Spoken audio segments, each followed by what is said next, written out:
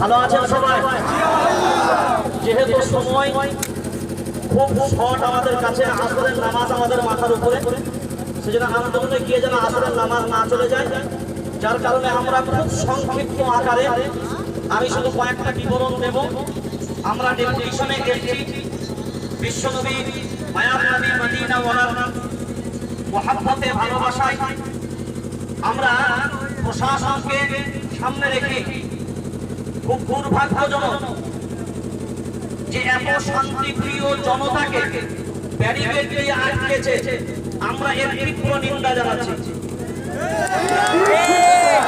আমরা শান্তিপ্রিয় মানুষ, আমরা লক্ষাধিক জনতার মিছিল নিয়ে এসেছি, আমাদের একটা ছেলেও শৃঙ্খল নয়, বিশৃঙ্খল নয়। সেই জায়গায় প্রশাসন